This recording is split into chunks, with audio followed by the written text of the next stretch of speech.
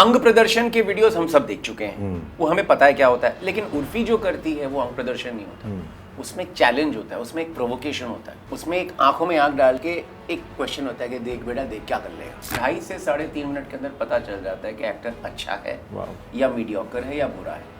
और फिर जब हमने शमिता को कहा कि रोल के लिए बोनिता ज़्यादा अच्छी हैं, तो शमिता की आंखों से आंसू निकल गए और फिर अब हम आज भी उनको याद करते हैं। सुशांत के बारे में एक चीज़ जो लोग जानते नहीं है वो ये है कि वो प्रिपरेशन बहुत अच्छी करते थे। मैंने तो कभी नहीं चाहा कि वो SRK बने, मैंने तो चाहा कि वो सुशांत सिंह राजपूत ही रहे। क्या बात है, नहीं रहे, ये बहुत दुख होता। अगर LSD-1 ना भी बनी होती तो भी राजकुमार राव आज स्टार बनते। एक चीज़ मैंने उर्फी जावेद से सीखी, उर्फी ने कहा सर मैं इन्फ्लुएंसर नहीं हूँ। तो हमारी फिल्म जब हम फोकस ग्रुप्स को दिखा रहे थे, 25 साल का जो बंदा है उसको कुछ चीजें लग रही थी, लेकिन जो 18 साल का बंदा वो उसको एकदम समझ में आ रही थी। मेरी भांजी ने कहा मामा LSD बता रहे हो आपको LMAO नहीं पता, लाफ माय एस ऑफ। तो नेटफ्लिक्स के लिए जब फिल्म बनाई तो नेटफ्लिक्स ने फिल्म देख के बोला कि फिल्म तो बहुत अच्छी है, लेकिन माहौल को देखते हुए हम कह रहे हैं कि इसे अभी रिलीज ना किया जाए।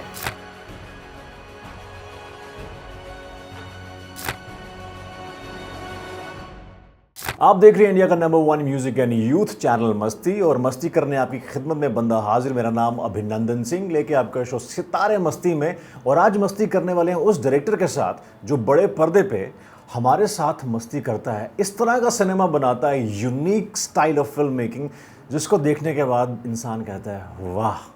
That's ladies and gentleman none other than Dibakar Banerjee. Thank you for having me. Dibakar sir, I think it's pleasure to have you because आपकी अक्सर हम फिल्मों के माध्यम से ही बात कर पाते हैं, और जब भी हम दिबाकर बैनर्जी, नहीं हर वक्त है। आई थिंक ये सिलसिला 2006 से शुरू हुआ है, घोसला का घोसला से। मतलब मेरी फिल्मों के अलावा मैं नहीं हूँ। नहीं, I think you are number 3। थोड़ी डिटेलिंग हमने भी आपके बारे में करी है जैसे आप फिल्मों में करते हैं, सो आई एम श्योर ये अतरंगीपन वहाँ से कहीं ना कहीं आता है।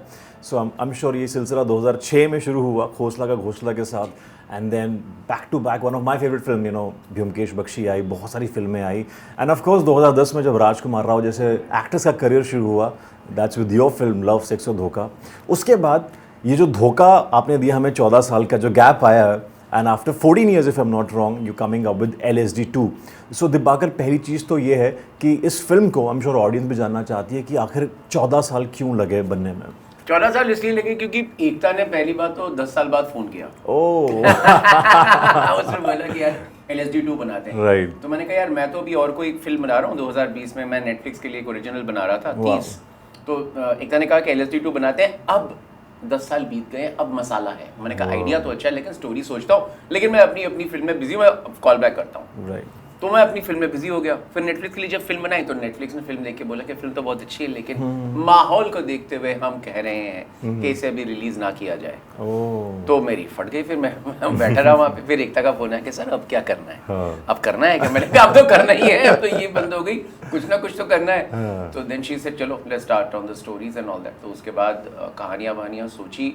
बीच में कोविड आ गया था, तो इसलिए 2022 में मतलब 23 में करीब चालू किया, और अब जाके अब यहाँ पे पहुंचे। ओके, बहुत कम समय में आपने ये जो बहुत कम समय में ये बनी। मतलब स्क्रिप्ट लिखने में टाइम जाता है, लेकिन स्क्रिप्ट लिखते लिखते फिर चलो करते हैं, बनाते हैं, रिलीज करते हैं, वो 1 साल के अंदर हुआ सारा। 1 साल। क्या बात है। दिबाकर बैनर्जी की फिल्म में खास बात ये होती है कि शायद बहुत बड़े नाम ना हो, मगर जो ये फिल्म करता है उसका बड़ा नाम हो जाता है। जैसे कि एक नाम है Rajkumar Rao. I think he started off your career with your his very first film. So Dibakar, what is the criteria? आप ऐसा क्या करते हैं कि आपकी फिल्म करने के बाद जो लोग हैं वो स्टार बन जाते हैं, and you always cast fresh faces, brilliant talent, जैसा कि LSD-2 में भी देखने को मिलेगा कि जो टैलेंट है उन्होंने बेहतरीन काम किया है LSD-2 में। I have seen the film और बहुत अच्छी परफॉर्मेंसेज हैं। बट अगर हम बात की जाए LSD-1 की, LSD-2 की, तो कास्टिंग कैसे हुई थी? बेसिकली देखिए, मैं कुछ नहीं करता हूँ, मैं एक ही चीज़ का क्रेडिट लेता हूँ कि कास्टिंग हम जरा ध्यान से करते हैं। तो अब मैं ये बताना चाहता हूँ कि अगर LSD-1 ना भी बनी होती तो भी राजकुमार राव आज स्टार बनते, क्योंकि जो एक्चुअली जिसमें एबिलिटी होती है वो आगे आ जाता है, थोड़ा टाइम लगता है। अब मेरे हिसाब से LSD बन गई तो थोड़े मतलब एक उनका रास्ता बन गया, लेकिन अगर वो ना भी बनती, अगर वही लकी ना भी बनती तो भी रिजा चड्ढा आती, अगर घोसला का घोसला ना भी बनती तो भी बमन ईरानी आते, और इनफैक्ट बन गए थे। उन्होंने पहले घोसला शूट की थी और मुन्ना भाई बाद में शूट की थी। मुन्ना भाई पहले रिलीज हुई। What a great trivia. तो ये जो सिलसिला है ये अच्छे एक्टरों को कोई नहीं रोक सकता है, बहुत उसमें निशरत को भी उसी निशरत, time of course, चुनता, yeah. कोई नहीं रोक सकता। तो जो भी होता है वो थोड़ा आगे पीछे हो जाता है, और मेरा क्रेडिट बस इतना ही है कि मैं उनके साथ जब मैं कास्टिंग करता हूँ तो कास्टिंग में ध्यान रखता हूँ कि एक्टर अच्छा हो। राइट। एक्टर अच्छा एक्टर कास्टिंग टेप में 3.5 मिनट के अंदर पता चल जाता है। 2.5 से 3.5 मिनट के अंदर पता चल जाता है कि एक्टर अच्छा है या मीडियोकर है या बुरा है। तो राजकुमार के ऑडिशन देके हमको 60 सेकंड में पता चल गया, क्या बात है, कि ये है, इसमें है दम। LSD में हमने जो किया था वो क्या किया था कि हर रोल के लिए हमने 2 लड़कों को चुना था, 2 एक्टर्स को चुना था हर रोल के लिए, और उनके साथ करीब 1 महीना 1.5 महीना वर्कशॉप किया। फिर एक को कहा थैंक यू और एक को कहा आप हैं। वो बहुत ही दिल तोड़ने वाला मोमेंट होता है। LSD 2 में भी वही किया, हर रोल के लिए हमने 2 चुने, हर रोल के लिए हमने 2 चुने, और उनके साथ बैठ के वर्कशॉप करी, और फिर एक को कहा कि अमेजिंग। और उसमें एबिलिटी की बात नहीं, उसमें जो ज्यादा सूट करता है रोल को, तो वही बहुत मेहनत गई इसमें। आई थिंक सर जो actor who could not make it to LSD, और कुछ नहीं, उसका एक दिबाकर बैनर्जी के साथ एक्टिंग कोर्स तो हो गया। सो आई थिंक वो उसके लिए बहुत बड़ी सीख होगी, दैट आई कैन डेफिनेटली से। वो मुझे नहीं पता, हम अपने LSD 2 के लिए कुल्लू के रोल के लिए, जो एक ट्रांसजेंडर कर्मचारी है, बहुत अच्छा रोल किया है, बहुत अच्छी एक्टिंग की है, उनके लिए हमने 2 एक्टर्स को लिया था, बोनिता और शमिता, और दोनों नेक टू नेक थी। और फिर जब हमने शमिता को कहा कि रोल के लिए बोनिता ज़्यादा अच्छी हैं, तो शमिता की आंखों से आंसू निकल गए। और फिर अब हम आज भी उनको याद करते हैं कि तो इस तरह के जो जिनको मतलब बोलना पड़ता है कि इस फिल्म के लिए ये अच्छा है तो हम ले रहे हैं, तो दिल तो टूटता है। Definitely, but I am sure ऐसे डायरेक्टर के साथ ने आपने काम किया हो तो आज नहीं तो अगले प्रोजेक्ट में कहीं ना कहीं डेफिनेटली। मैं तो चाहता हूँ कि उन सबके साथ काम करूँ जिनमें संभावना है, लेकिन किसी संयोग से इसमें नहीं हुआ तो आगे हो जाए। डेफिनेटली। एंड ऑफ कोर्स अगर बात की जाए फिल्म की, आपने बहुत डिटेलिंग में काम किया है। ऐसा लगता है कि आपने जेनजीज को, बीइंग अ हार्डकोर मिलेनियल, आपने पूरी तरह से परख दिया है, बिकॉज आपको लगेगा कि आप रियलिटी शो देख रहे हो, सेकंड हाफ में काफ़ी हद तक it's YouTube channel, Instagram live that's going on, end of course Dibakar Banerjee has gotten Urfi Javed in the film. So tell us about the detailing, because I really love the way you get into the detailing of the story, everything. मुझे बहुत मन था कि मैं एक ऐसी film बनाऊं जिसको देख के लोगों को समझ नहीं आए कि ये फिल्म देख रहे हैं। क्योंकि हम जब आजकल इंटरनेट पे YouTube वीडियो देखते हैं, कंटेंट देखते हैं, मीम देखते हैं, कोई रोस्ट वीडियो देखते हैं, मुझे बड़ा मजा आता है, क्योंकि मुझे लगता है कि हमारी सिनेमैटिक लैंग्वेज कुछ आगे चली गई है। Absolutely. जो पिछले 100-150 साल की जो सिनेमैटिक लैंग्वेज है उससे आगे चलेगा, और ये नया ग्रामर है। तो मुझे इस नया ग्रामर में बड़ा मजा आता है। हमने तो अपने मीम भी शूट किए, क्योंकि दूसरों के मीम ले नहीं सकते, क्योंकि वो उसके कॉपीराइट्स होते हैं, तो हमको अपने मीम शूट करने पड़े। क्या बात है, for the very first time director has shot his own memes of the film. Amazing, that's amazing. बनाने पड़े, लिखने पड़े, शूट करने पड़े। एक मीम हमारे साथ अगर शेयर करेंगे, which is one of your favourite. एक बेचारी लड़की को हमने पैराग्लाइडिंग के लिए भेज दिया ऊपर, उसको फोन पे बोल दिया कि देख तू जाएगी, और जैसे ही तू 1000 फुट तक जाएगी ना, मेरे को नीचे दिखेगा पहाड़ वहाड़ है, तू खूब जोर से चिल्लाई हो, और अपनी माँ को याद करियो, अपने पिताजी को याद करियो, अपने बॉयफ्रेंड को गालियां दियो और चिल्लाई हो। यस, तो ये था ब्रीफ, और हम फोन पे इसको डायरेक्ट कर रहे थे। तो वो गई, फिर वो सीन में आई रिमेंबर सीन में था वो। इनफैक्ट बहुत सारी जो मीम हम इंस्टाग्राम पे देखते हैं, वो गेमिंग के टाइम पे that's also there, that's amazing. And I was like wow यार, ये बहुत ही इंटरेस्टिंग चीजें जो अपने फिल्म में हम बीच बीच में देखेंगे। एंड बट सर, बहुत सारे लोग जानना चाहते हैं how was working with Urfi Javed, because पहली फिल्म है मेरे ख्याल से उनकी। कमाल। एक चीज मैंने उर्फी जावेद से सीखी। उर्फी ने कहा सर मैं इन्फ्लुएंसर नहीं हूँ, राइट। मैं अपनी बॉडी को, अपनी फेस को, अपनी पर्सनालिटी को मैं एज इंस्टॉलेशन आर्ट मैं यूज करती हूँ। मैं कुछ बताने की कोशिश करती हूँ अपने कपड़ों से, अपने स्टाइल से, अपने स्वैग से। मैं इन्फ्लुएंसर नहीं हूँ। तो मुझे बड़ा अच्छा लगा, और मैंने ये देखा कि उर्फी के सारे वीडियोस में ना, वो जो भी करती है, अंग प्रदर्शन के वीडियोस हम सब देख चुके हैं, वो हमें पता है क्या होता है। लेकिन उर्फी जो करती है वो अंग प्रदर्शन नहीं होता, उसमें एक चैलेंज होता है, उसमें एक प्रोवोकेशन होता है, उसमें एक आंखों में आंख डाल के एक क्वेश्चन होता है कि देख बेटा देख क्या कर लेगा, जवाब दे। You know. सो वो जो एक फीलिंग है वो मेरे को बड़ी अच्छी लगी। तो मैंने कहा उर्फी को कहा कि उर्फी आप मेरी फिल्म में बतौर उर्फी जावेद आओ, क्योंकि एक इन्फ्लुएंसर की कहानी है। 17 साल का एक इन्फ्लुएंसर जो स्कूल का बच्चा है, लेकिन इन्फ्लुएंसर भी अब बहुत ऊपर जा रहा है, गेमर है, काफ़ी फॉलोइंग है। और एक इन्फ्लुएंसर मीट में उर्फी उसको बहुत अप्रिशिएट कर रही है। उन दोनों का एक क्या कहते हैं कंबाइंड लॉन्च होने वाला है, कुछ बड़े पैसे का खेल है। तो उसमें मैंने कहा कि उर्फी आप अपनी एक्टिंग करना, लेकिन अपने आप को महान मत दिखाना, अपने से हंसी मजाक करना। तो उर्फी ने कहा सर यही मेरे को चाहिए था, and you have to see that. Yeah absolutely. और आपको लगेगा नहीं कि आप उर्फी को फिल्म में एक्टिंग करते देख रहे हो, इनफैक्ट यू विल फील कि वो पैप्स के पेज के सामने नहीं है। So I think this is the beauty of Dibakar's film कि आपको बहुत रियलिटी शोज के बारे में हमने सुना, but reality film is only Dibakar's. दीवार पे मक्खी। दीवार पे मक्खी।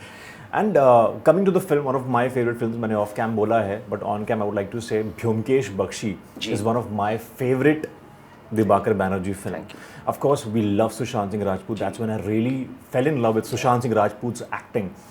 So एक ऐसी चीज़ that you think आज के टाइम पे हमारी इंडस्ट्री जो है मिस करती है अबाउट सुशांत सिंह राजपूत, आज अगर होते 2024 में तो वो किस स्तर पे होते और कहाँ होते? सुशांत के बारे में एक चीज़ जो लोग जानते नहीं है वो ये है कि वो प्रिपरेशन बहुत अच्छी करते थे। वाह। हर सीन के लिए बैठते थे, बात करते थे, पूछते थे, सोचते थे, फिर अपने कमरे में जाते थे, फिर नोट्स बनाते थे। IIT वाला अंदाज के नोट्स बना के वो बोलते थे कि सर मेरे को हैबिट हो चुकी है, मैं पहले IIT शायटी के लिए पढ़ता था तो मैं अपने नोट्स बना के करता था, तो मैं इसके लिए भी मैं नोट्स बना के एकदम जैसे वो कॉलेज का स्टूडेंट होता है बिल्कुल, तो वैसे ही वो प्रिपेयर करते थे। और एक दिन मैंने उनको कहा कि यार एक नया सीन है, उन्होंने पहले पढ़ा, उन्होंने कहा सर एक दिन का टाइम दे दो, मैं अपने नोट्स बना के आता हूँ, मैं आज नहीं शूट कर पाऊँगा। मैंने कहा चल ठीक है कल करेंगे। तो ये जो प्रिपरेशन की जो एक चीज़ थी वो उनमें बहुत अच्छी थी। अभी मैं सोचता हूँ, मैं याद करता हूँ तो इमोशनल उतना नहीं, मतलब मेरी वो आदत नहीं है कि मैं इमोशनल, लेकिन बुरा लगता है, बहुत बुरा लगता है। बिकॉज आई थिंक आप दोनों ने अब तक की बेस्ट फिल्म डिलीवर की थी ब्योमकेश बख्शी, जो मुझे पर्सनली बहुत अच्छी लगती थी। I am sure every film was, but जो आपका कॉम्बिनेशन था, डुओ था, दैट वाज अमेजिंग। अब लोग कहते हैं कि अगर आज सुशांत सिंह राजपूत होते, he would have been the next SRK। मुझे पता नहीं, मुझे तो सुशांत सिंह राजपूत से भी कोई परहेज नहीं थी। मैंने तो कभी नहीं चाहा कि वो SRK बने, मैंने तो चाहा कि वो सुशांत सिंह राजपूत ही रहे। क्या बात है, नहीं रहे, ये बहुत दुख होता है। Of course all our love to Sushant Singh Rajput fans, end of course इस बात पे मुझे फिर घर जाके ब्योमकेश बख्शी देखनी पड़ेगी, because I love the action sequence. Coming back to the film, of course आजकल बहुत सारी बातें होती हैं जेन ज़ी और मिलेनियल्स के बारे में। It's like gen Z versus millennial game. What do you have to say on this? आज का जो जेन ज़ी है वो कल फिर जेन ज़ी ए आ जाएगा, तो फिर आज का जेन ज़ी बूढ़ा हो जाएगा। एक चीज़ है, बहुत टाइम नहीं रुकता है और उम्र नहीं रुकती है, बाल झड़ते हैं और दाढ़ी सफेद होती है, ठीक है। तो फिर ये 5-6 साल का खेल है बॉस। आप जेन ज़ी हो 5-6 साल के लिए, उसके बाद आप कुछ और बन जाओगे, फिर बच्चे हो जाएंगे, फिर कुछ और हो जाएगा। ये साइकिल चलता रहता है। वो हमारे लिए पैसे बनाने का सबसे अच्छा माध्यम है 17 से 25। तो हम उसको थोड़ा चढ़ा के लेते हैं कि मुनाफा उससे मिलता है। तो आज जेन ज़ी हो गया, कल को कोई और आएगा, कल को कोई होता है। बट ऐसा लोग कह रहे हैं क्योंकि माइंडसेट्स बहुत डिफरेंट है, बहुत जल्दी चेंज हो रहे हैं, बहुत जल्दी चेंज हो रहे हैं। आजकल एक बच्चे की उम्र अगर 18 साल हो और एक बच्चे की उम्र अगर 25 साल हो, उन दोनों में एक पूरा जनरेशन का फॉर एग्जांपल हमारी फिल्म जब हम फोकस ग्रुप्स को दिखा रहे थे, 25 साल का जो बंदा है उसको कुछ चीजें लग रही थी, लेकिन जो 18 साल का बंदा वो उसको एकदम समझ में आ रही थी। तो ये जो 5-6 साल में जो इतना बड़ा एक डिफरेंस आ जाता है, जो सोशल मीडिया, इंटरनेट, टेक्नोलॉजी के लिए होता है, वो पहले से बहुत ज्यादा हो गया। Right, because they born in digital era. तो बिकॉज वो पैदा ही इंस्टाग्राम, फेसबुक भाषा बदल जाती है। कल मेरी क्या कहते हैं, मेरी भांजी ने मेरे को कहा LMAO। मैंने कहा ये LMAO क्या होता है? मेरी भांजी ने कहा मामा LSD तो बता रहे हो आपको LMAO नहीं पता? Laugh my S of. मैंने कहा यार मेरे को दूसरी चीजें पता है, बस ये नहीं पता था मैं कितने याद करूं। हाँ एग्जैक्टली, बिकॉज बहुत सारे आ चुके हैं। Delulu is also one of the trending slangs. I don't know if I am pronouncing it right और रॉन्ग। या तो दिबाकर बैनर्जी, आई थिंक इतने साल इंडस्ट्री में देने के बाद what is the struggle that you face right now? अगली फिल्म, उसका बजट, हाँ, घर के EMI, बच्चों की पढ़ाई। क्या बात करें, EMI का प्रेशर अभी भी सबके साथ होता है, सबके साथ होता है। हम अब हर एक के साथ अलग अलग स्केल पे होता है ना। कोई बहुत बड़ा डायरेक्टर वो किसी और स्केल में उसकी स्ट्रगल होती है, मेरे जैसे मेरे स्ट्रगल पे होती है, मेरे लेवल पे होती है। तो जो सबकी स्ट्रगल है वही मेरी है। सबसे बड़ी स्ट्रगल है अगला किसको मुर्गा बनाए। क्या बात है। So well on that note हम आज खेलने वाले हैं आपके साथ फन वर्ड जी। मस्ती का रूल है कि हमारे साथ कोई भी हो we play this game so I am gonna ask you few questions जी। तो एक शब्द में आपको उसका जवाब देना है ना सो दिबाकर बैनर्जी की फेवरेट दिबाकर बैनर्जी फिल्म कौन सी है LSD 2 क्या बात है I think he is also very good marketing person best actor and actress according to the age film maker Dibakar Naseeruddin Shah, Konkona Sen Sharma. क्या बात है even I love Konkona Sen and worst if you can say अरे यार मरवाना है क्या यार, फिल्म रिलीज करवा रहा हूँ। थोड़ी मस्ती तो बनती है okay and one film that you wish कि यार काश ये फिल्म मैंने बनाई होती हाँ वो काफी है, मैं क्या बनाऊँ, तितली, कनू बहल की तितली। वाह एंड कोई ऐसा बायोपिक जो आप बनाना चाहते हैं हाँ बनाना चाहता हूँ, मैं बायोपिक बनाना चाहता हूँ अम्बेडकर का। क्या बात है आई थिंक बन चुकी है लेकिन फिर से बनाना चाहता क्या बात है on that note I think wish you all the really best for LSD 2 and I really hope you know you keep giving more and more super hits Thank you so on box office and we love to see Dibakar on 70mm your films on 70mm हूँ। इसमें अजीब सी बात होगी कि हम ये जो छोटा सा फोन है इसको 70mm पे देखेंगे, yeah तो ये एक मजेदार चीज है जो मैं वेट कर रहा हूँ। ये मैं देख चुका हूँ और मैं चाहूँगा कि आप लोग देखें बिकॉज ये अपने आप में एक अलग चीज़ है और ये दिबाकर जी कर सकते हैं और कोई नहीं कर सकता इंस्टाग्राम लाइव भी आप बड़े पर्दे पे देखेंगे वो बड़ा मजा आया। लेट्स हैव अ मस्ती सेल्फी